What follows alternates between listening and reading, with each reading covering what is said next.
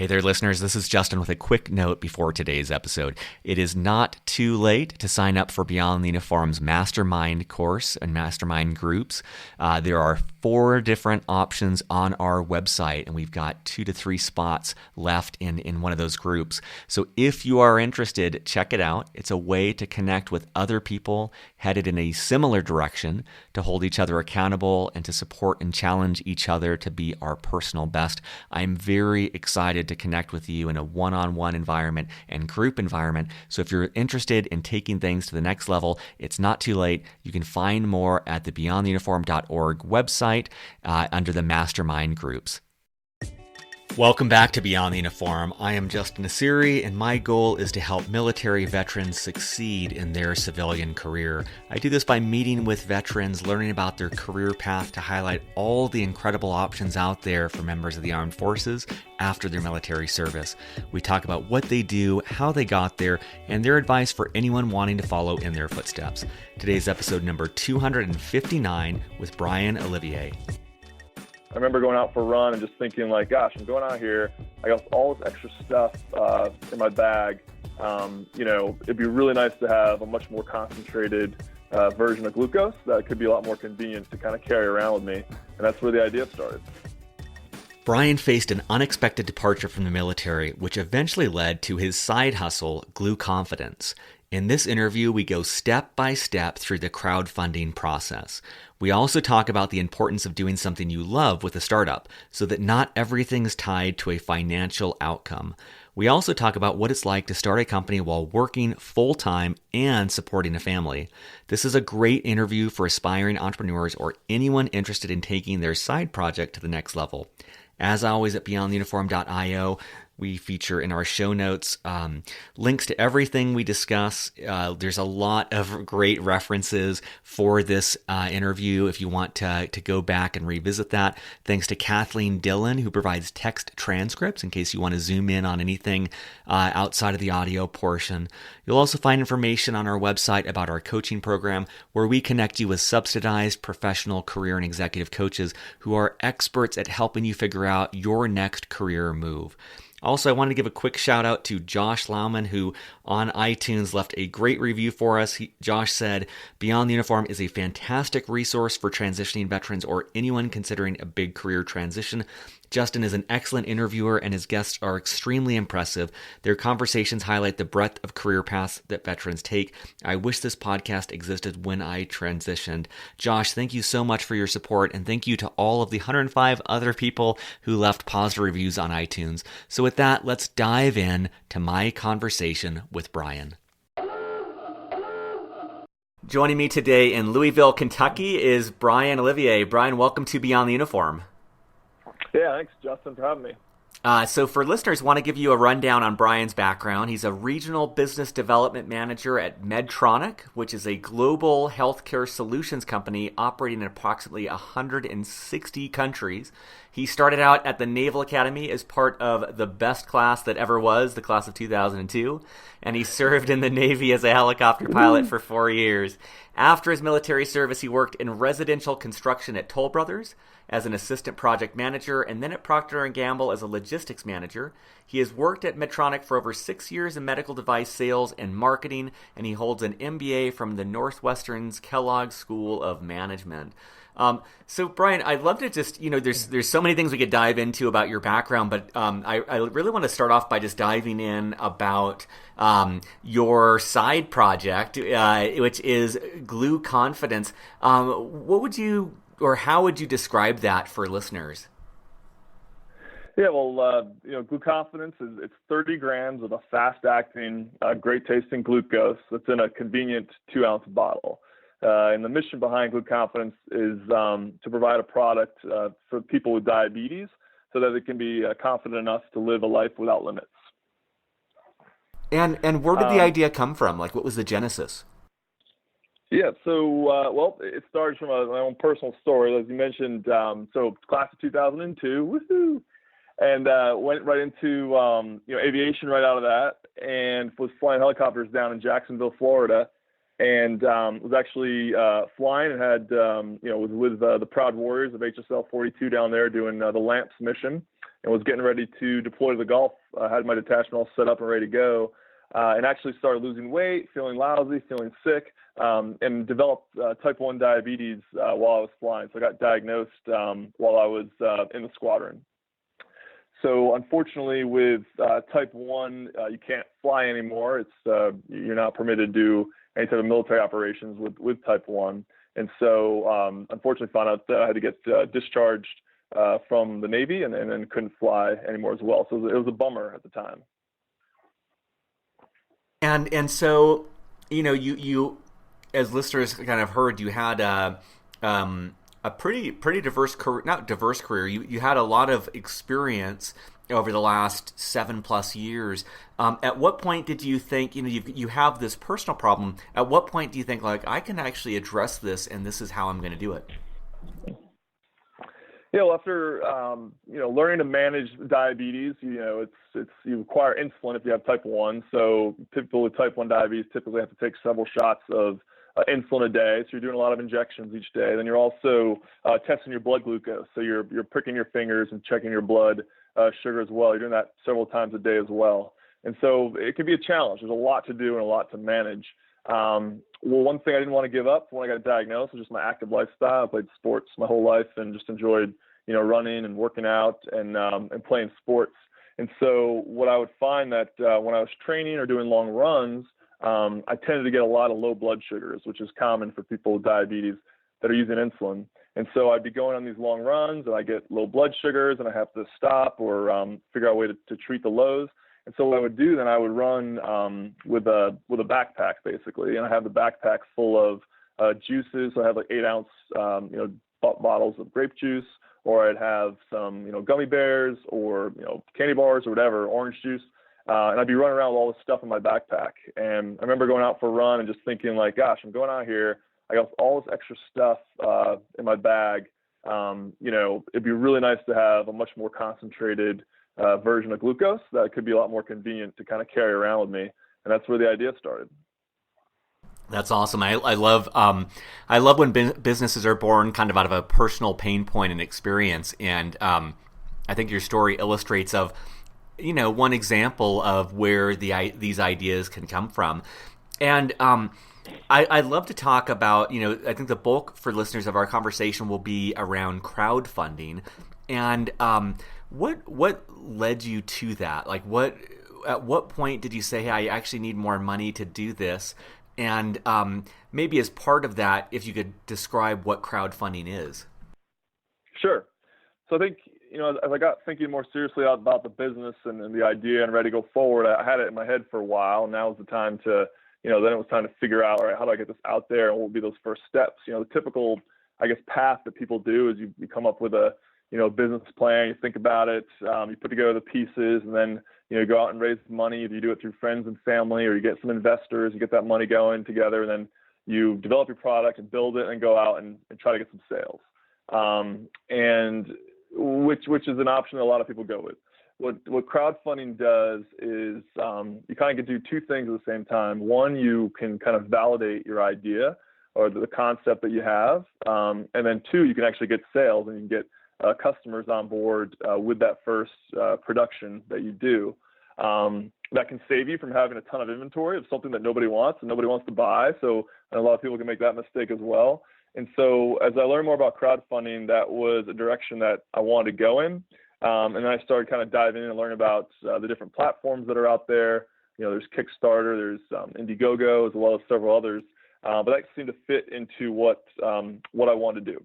So if someone listening is interested in crowdfunding, how do they know whether or not it's a right fit for them or a right fit for the product or service that they're developing?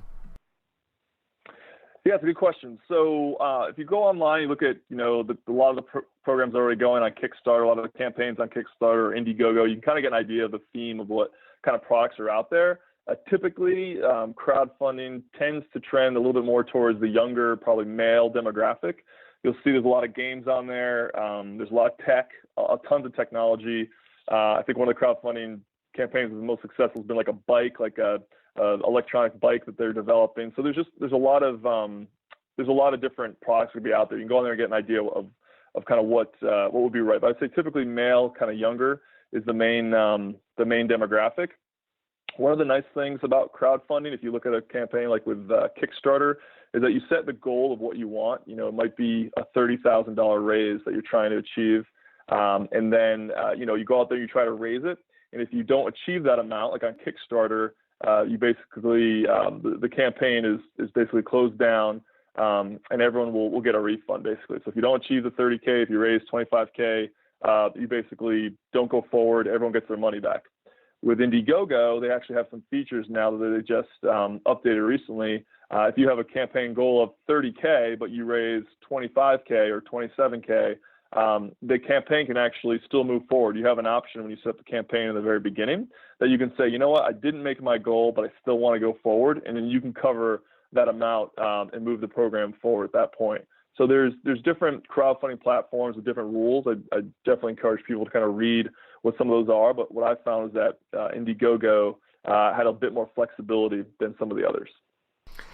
And we'll get pretty tactical on how to run one of these campaigns. But for context, could you share a little bit more about what was your experience with crowdfunding? Like, how much did you set out to raise? How did that go? Yeah, so my experience was basically my goal was for a raise of $30,000, and so the $30,000 was going to get me my first production run at a co-packer in Cincinnati. So I'd worked with them, I'd gone through my labels, my bottles, the formulation, and basically for that minimal run, the production run they have to produce it online. They have these big tanks that they need to fill up. So it was about $30,000 to get that first production run out. And then so I could go forward and start selling and getting some feedback. And so, based on your experience and what you learned, could you kind of just walk us through your advice if someone is listening wants to run a crowdfunding campaign? What's the tactics here? Yeah, so there's a ton of learning kind of going into this, but basically the biggest thing I'd say is preparation is key. Preparation is key for everything. Just like you would prepare for an interview, you want to prepare for crowdfunding. And really the learning that I had, this being the first campaign that I've run, was that this takes a lot of preparation to do the right way. If you go online and learn about the campaigns and see them, there's a lot of back-end work to prepare, because you're not only launching the campaign, but you want to build credibility with your potential customers that you can actually pull this off. And so you want to make sure you have a good video and that you have a very nice, launch website up and going. So those things would be essential. And, there's also vendors within the crowdfunding space. What are those, and how should listeners think about that? Yeah, actually, Justin, let me go back. I got a bunch more I want to share. Yeah. I'm sorry. I didn't mean to rush you on. Yeah, you got open runway here, brother. All right. So we talked a little bit about the preparation, but basically, so as far as preparation goes, I started about 3 to 4 months out, and you want to really gather a really kind of passionate tribe, kind of that's going to be buying that product when you launch.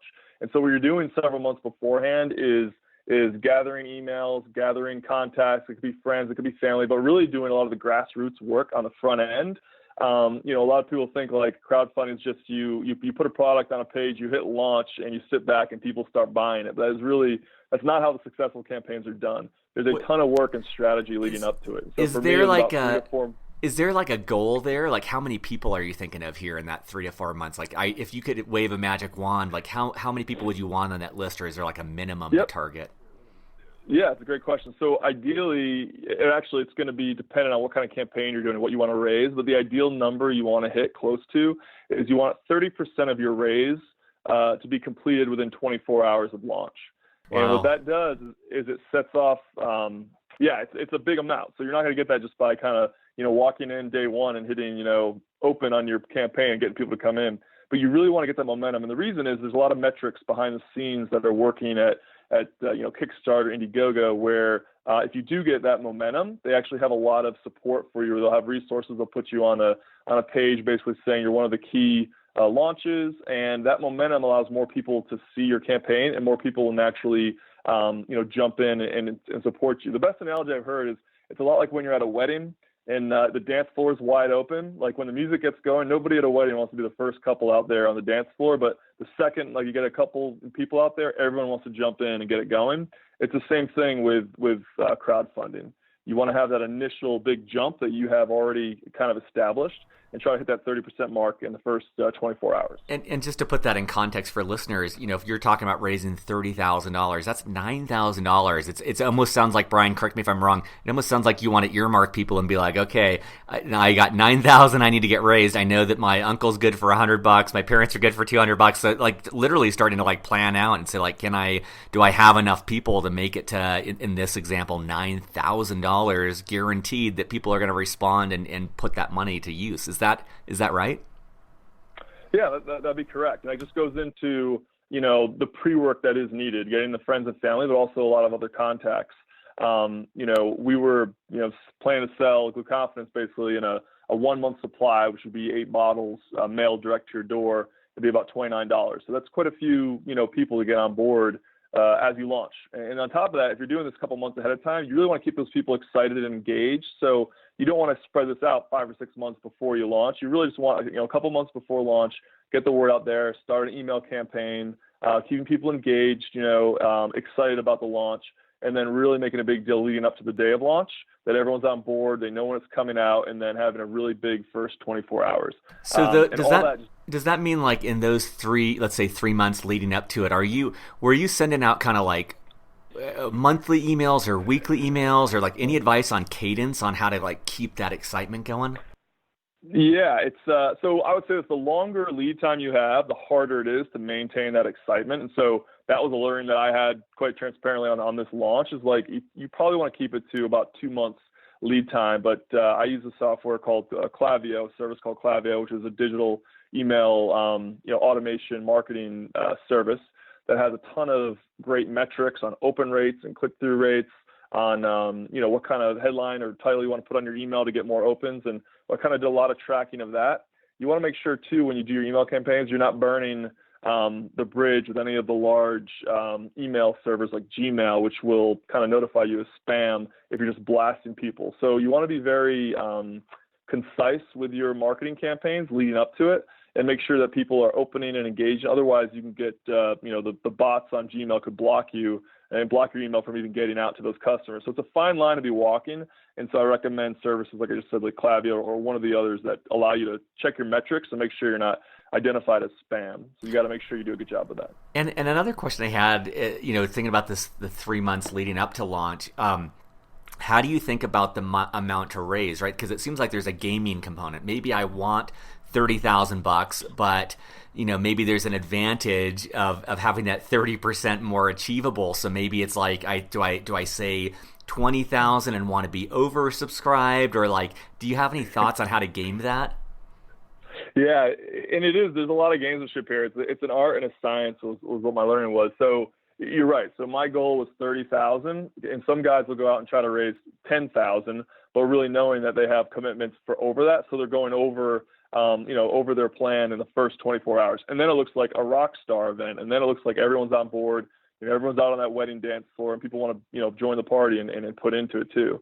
So you can game it that way. I think the risk there is is the level of what you want to start off with, and make sure that you feel strongly you'll get that momentum to achieve the overall funding. If I'm going for 50,000, put my target at 10,000, do I feel really confident I'll be able to 5X, what my target is to get up to there? And nobody knows the answer. You don't know that until you get started and go try it. But there's definitely some gamesmanship there that can make your campaign look better and also help get it moving up the charts on those platforms.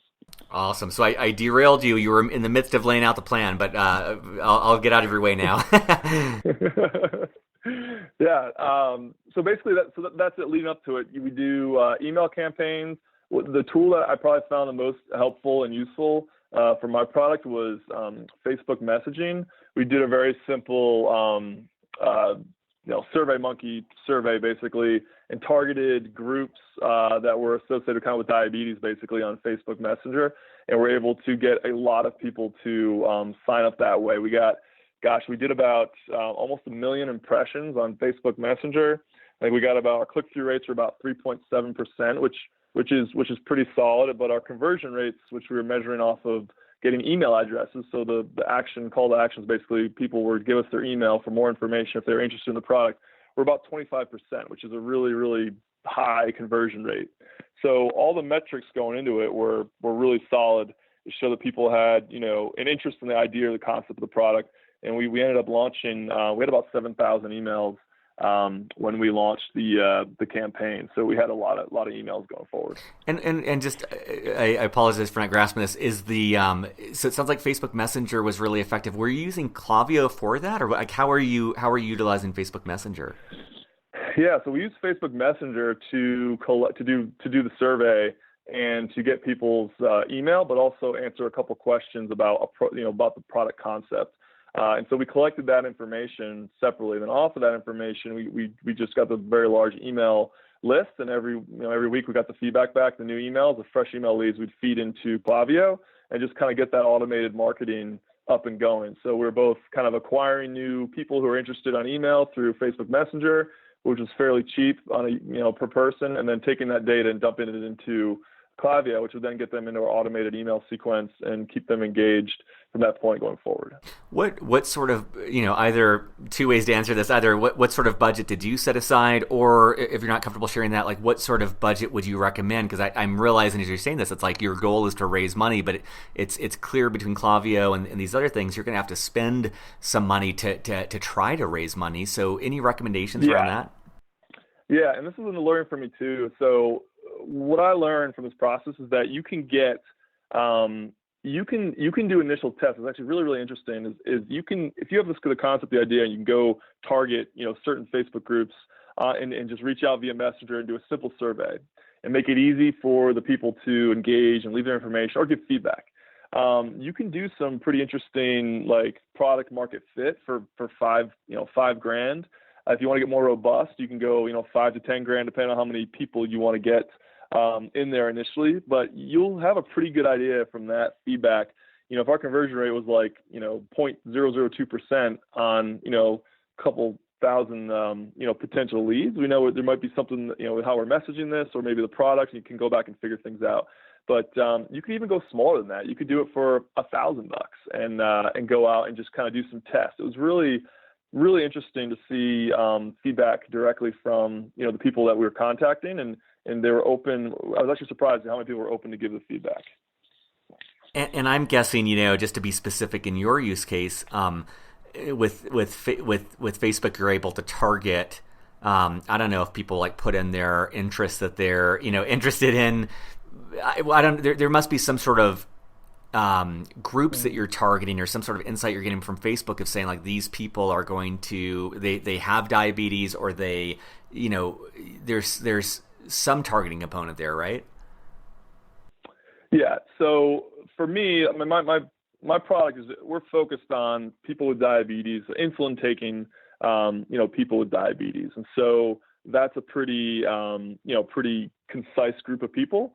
So there's all sorts of support groups out there for people living with type 1 or people that are, managing their diabetes with insulin, or just having challenges with their diabetes. It's a challenging, chronic disease. So if you go online and start searching, there's all sorts of support groups and groups like that that you can find via that way, whatever your product or service would be.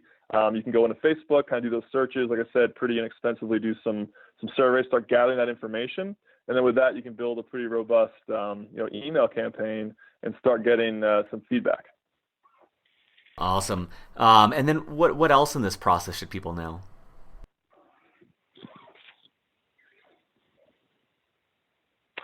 I think the other thing is that, it's a lot of work. So obviously go into this with eyes wide open. I'd recommend, if you're doing it by yourself, make sure you have some time dedicated to this. It's going to be, nights and weekends if you're doing a full-time job. If you have a partner, you can probably spread the workload out a little bit more, but just be ready that it's going to be an engagement to do like a quality launch. The other thing you really need is a video. You really want to have a quality short video, probably, a minute and a half, maybe 2 minutes most, that highlights your product and your team. and you want that to be, catchy, because that's what everyone's watching when they go on one of these crowdfunding sites. You want to have a good video to kind of draw them in and keep them interested. Did you make that yourself, or was there someone you pulled in to do that? Yeah, so you can do it yourself. I actually went with I had a person here in Louisville, Kentucky that does videos, so I reached out to them and they did my video. I will say this though, but going back to the Facebook Messenger, like, we did that super cheap. I literally just recorded. I did like a little GIF actually that we put out there too, a little video. It was about 10 or 15 seconds of me talking just on my phone. And that was what drove people to click and then kind of engage with our survey. So for basically, no money, you can just use your phone, your camera phone, do a quick video and get that out there. So for the short little GIFs, you use your phone. For the longer videos, you make yourself if you have that skill, or you can go have a video person do it. And what should someone expect if they hire someone to do the video? Like, what does it run for, like a minute and a half video? As far as cost? Yeah. Yeah, if you're looking at if you're gonna get professionally done and have them come out and film, you're looking at a couple $1,000s. So I'd say expect between maybe two. If you get college kids to do it too, I know some guys that have success with college kids going out and just doing it as a side project, but probably anywhere from 1 to 3,000. You could even go up to 5 or 6,000, I bet. Awesome. And then as we kind of step through the process, what's next? Yeah, so basically, you do the pre-work. In our experience, we had the email list. We had a concept. It's interesting. Launching a product like mine it's a drink, right? It's a 2-ounce drink for people with diabetes, focused just on that demographic. So it's very, very sweet, very concentrated, so people can pursue activities or sports without carrying a huge thing of juice or anything on it. But they can have it handy if they're at work or in their car or by their bed at night or wherever. But going through that launch process, I originally wanted to launch on Kickstarter, but Kickstarter had identified us as a supplement, and Kickstarter will not promote or do supplements. And so the reason we went with Indiegogo was because Kickstarter, did not accept us, basically. Indiegogo did, but then as I found out more, Indiegogo had that flexibility, which was actually nice. So if you don't raise the total money you want, but you get close, you can still move forward, whereas Kickstarter doesn't offer that flexibility. So I think the learning there of what site you go to and where you launch is good to do that research to see what fits best for your product or for your launch. So we did the lead into it. We had all of the product kind of ready to go, the video, the email list, and then we launched in September. I remember reaching out to click the launch button. I was like, ready to go. It's going to have $30,000 in the next week or so. So it was exciting. It was exciting to get all that work and everything else. You've done all the ththings right. You click the button and you're like, all right, now it's time to see the return. That's awesome. And what did that week look like? When you click that launch button, what does your life look like? Yeah, it's a good question. So you hit that launch button and you have a lot of work to do.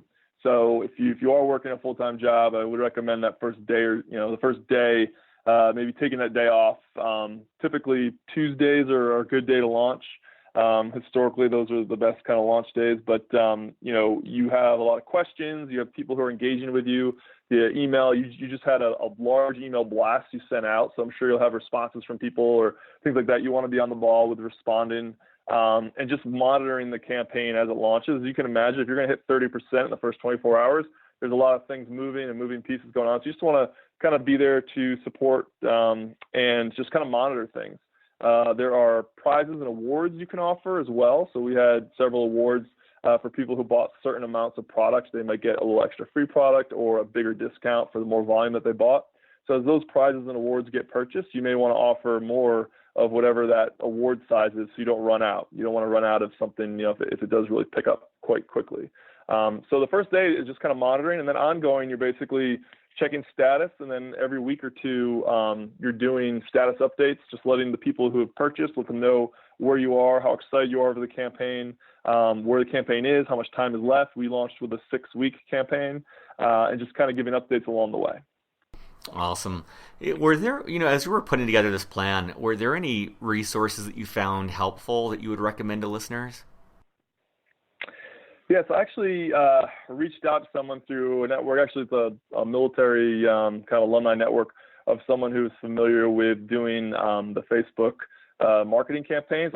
Quite honest, I don't have any of that skill set. I'm not a technical person. All of this was learning to me. I never did a digital email marketing campaign, so learning Klaviyo took some time to get into that, and also, partnering with someone who could do some of the marketing on Facebook. So I recommend, reaching out to a person if you can't do it yourself.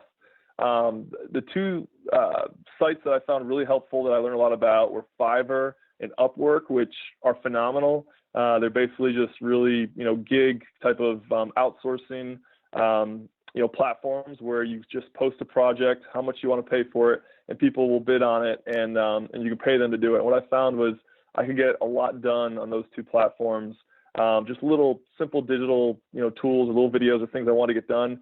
I had a gentleman in Ukraine that I met early on, and he did phenomenal work for probably 1/10 the amount that I could have paid someone in the U.S. So, there's nothing better than coming home from a long day of work and you've got a project that's already been completed by someone who's, sleeping on the other side of the world and getting the work done for you while you're sleeping. So it was really nice to get in a rhythm with him, and that's a really powerful tool. That was one of the learnings that I had coming out of this. I love it. I have used both of those sites extensively, and it's amazing. It's kind of like a secret weapon. Like the other day at work, I had assembled a list of companies, and I needed to figure out, it was like a list of 100 companies, and I needed to figure out what industries they were in and how many employees they had and their websites. And ordinarily that would be hours and hours of my work, and instead I put it on Upwork. It took about 5 minutes. I paid about $6, and someone in whatever country put that together for me. And it's kind of a judo move that you can use to get a lot more done on the cheap, and kind of use your time more effectively. So I'll add those links in the show notes too for listeners, for Fiverr and for Upwork. Yeah. And by the way, it's exciting to see the quality of the work they do too. I had concerns about how good it's going to be, but oh my gosh, there's some very talented people that are willing to do great work for $5, and it's pretty neat to see. And when we were trading emails, you had mentioned something about second level needs of customers. Could you explain for listeners what you mean by that, and any thoughts around that? Yeah. So I think it's all part of this journey that I'm on right now, which is further, customer discovery. And, our launch, so my launch and my story kind of with the launch was we didn't successfully raise the funding we needed. We came up short of the $30,000. And so, initially that was a big disappointment, obviously. You do all this work, you do all the right things, you feel like you're doing the right things. But we got a ton of, feedback in the launch. And so I guess my feedback would be, even if you don't achieve the goal that you did with the launch, you'll get so much market feedback from the group, from your customers that you're trying to market to and trying to develop this product to. I have all their emails now. I'm interacting them with more, more surveys and things like that. It can be very, very eye-opening and actually a really good overall kind of learning experience for you too, as far as feedback goes for your product. And so what we found in this, at a high level, this looks like it's just a concentrated, drink basically with a lot of sugar in it to help diabetics, done. But what we found in the surveys is that there were these kind of next level needs that people had that were really important. One of them was the discreetness of the product. And so people who live with diabetes are working every day out in the world doing their day-to-day jobs and at school and everything else. And a lot of people don't want the public to know they have a disease, that they have a chronic disease. They'd rather keep it personal and keep it to themselves. And so when you're taking out all this juice and all this candy and stuff and chomping down on it in the middle of a meeting, some people are like, gosh, I don't want to draw attention to myself. So to treat a low blood sugar, to manage and take some glucose for that, it's very important for that to be discreet and not to be a lot of activity and a lot of things need to happen to do that. And so that feedback came back loud and clear. The other thing that came back was the packaging and the form factor was actually really, really important, and not quite as much as the flavor. Flavor is important. It's got to taste good.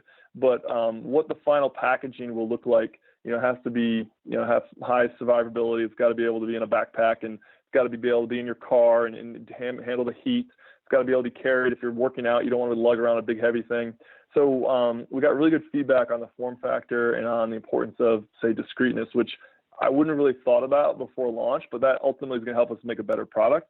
And as we revise what we're doing, that feedback is really important.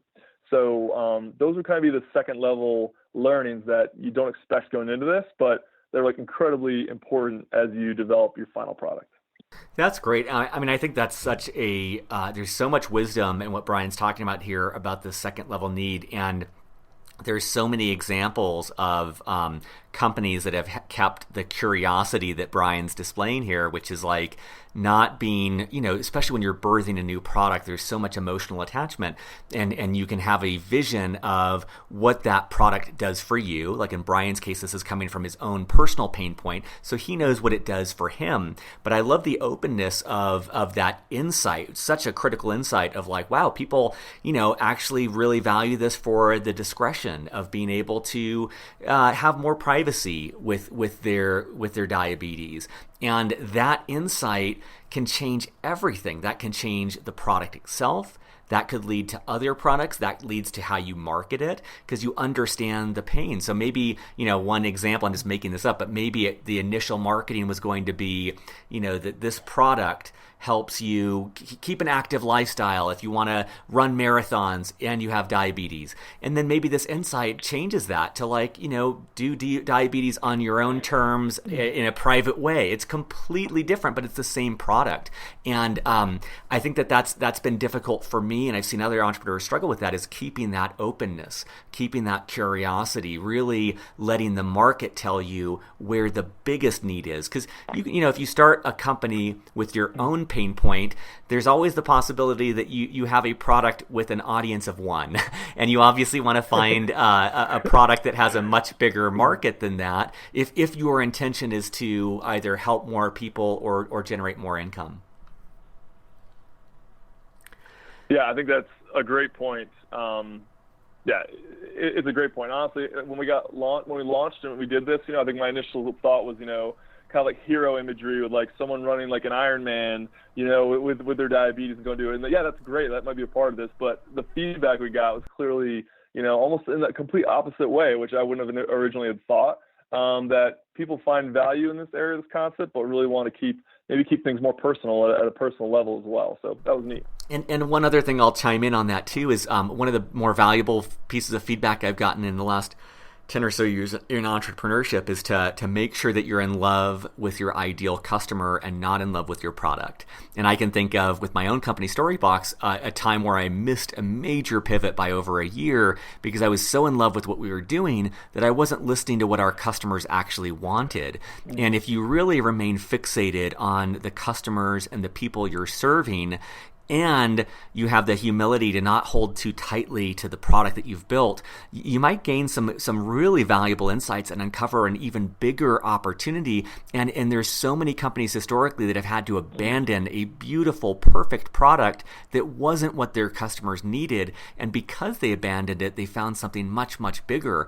But I think it's a really difficult thing to manage of being able to listen to that feedback and utilize it effectively.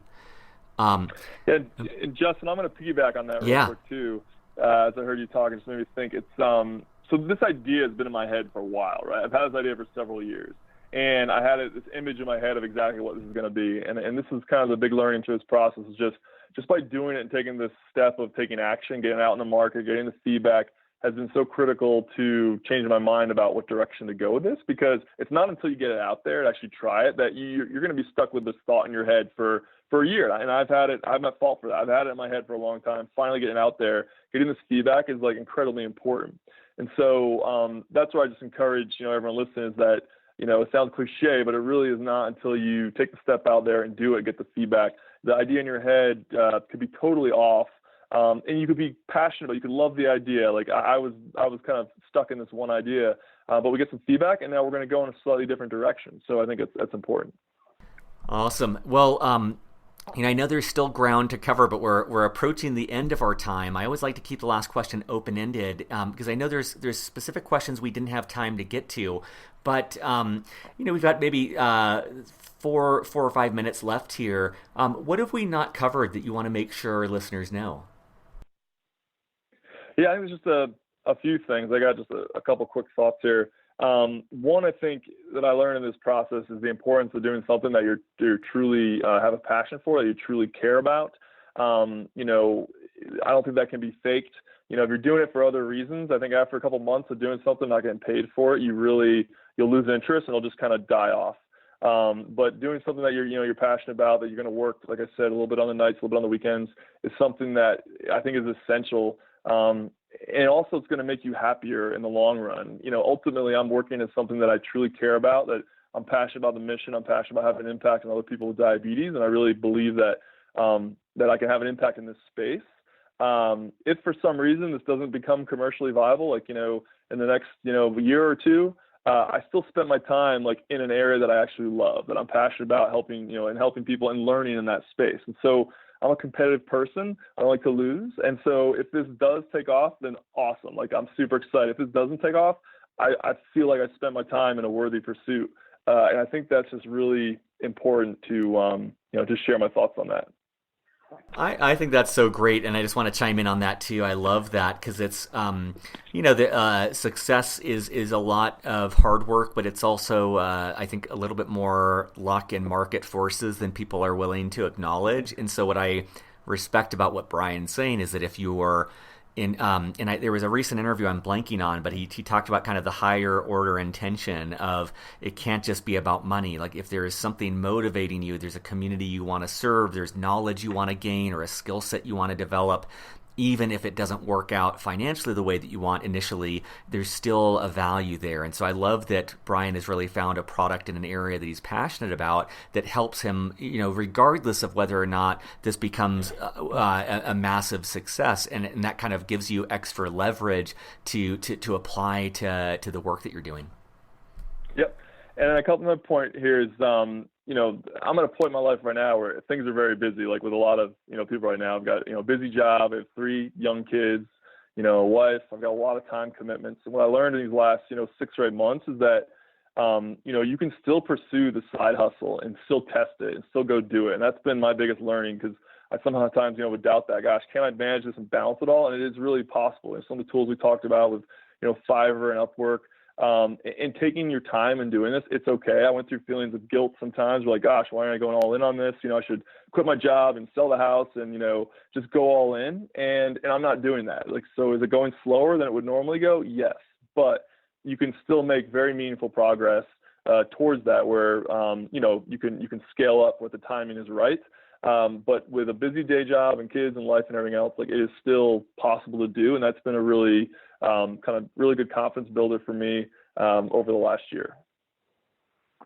That's awesome. And I think I think that's much more relevant to a lot of listeners, where it's not this sterile lab environment where you just have unlimited time and resources to devote to something. And I know in some ways that might seem like a liability, but I've just seen so many people where that's actually an asset, where there's less time wasted and you're having to prioritize and really deploy your time in a more efficient manner. And that can actually be an incredible asset. Yeah.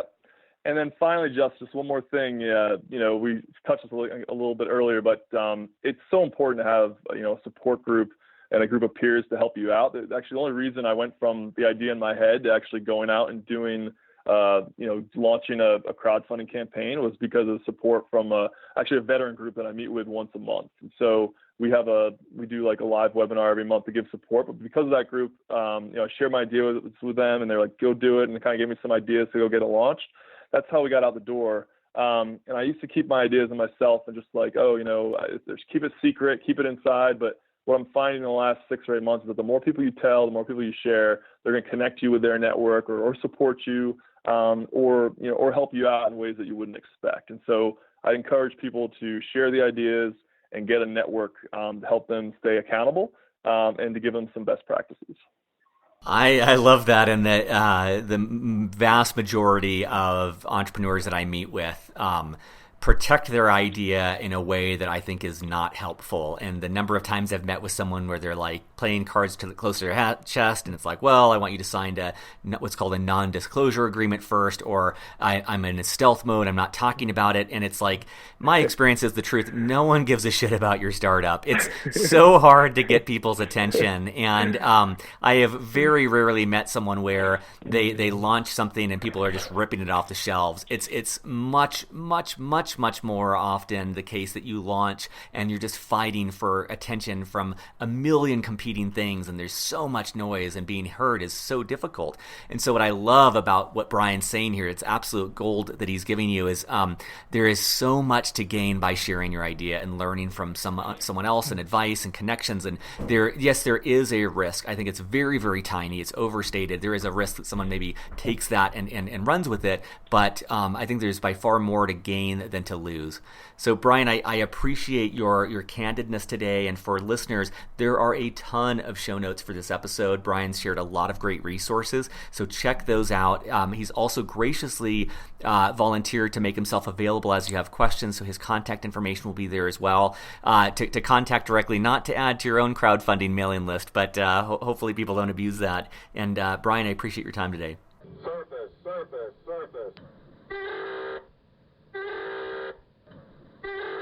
Well, thank you so much for listening and for supporting Beyond the Uniform. Beyond the Uniform is produced and edited by me, Justin Asiri. Our staff is entirely part-time. They do this on nights and weekends out of the goodness of their hearts to give back to the military community. Our director of outreach is Steve Bain, who relentlessly books guests, finds sponsors, puts together our newsletter, and thousands of other critical tasks every single week, all behind the scenes to keep Beyond the Uniform running smoothly. Our editor is Kathleen Dillon, who listens to and transcribes every single episode to help out those who don't have the time to listen to the show. It has a major impact on our site's SEO value, which helps people find us through Google. Our data analytics and insights advisor is Andrew Woolridge, who pores over the data each and every month to help us better understand how to best serve the Beyond the Uniform audience. Our digital production work is done by Michael Cummings, who puts together custom artwork for every episode. If you're enjoying Beyond the Uniform, the best way to help us out is by telling your friends and fellow service members and veterans. iTunes reviews, believe it or not, have a big impact on getting the word out as well. So if you have a chance to leave a positive review, that is greatly appreciated. If you know of a business that would like to get their product or service in front of a military audience, we are always on the lookout for sponsors, which helps us subsidize the cost of putting this show together. And if you haven't yet signed up for our newsletter, you can do so at beyondtheuniform.io. We send out a newsletter twice a month, and it is a treasure trove of helpful information for your civilian career and transition.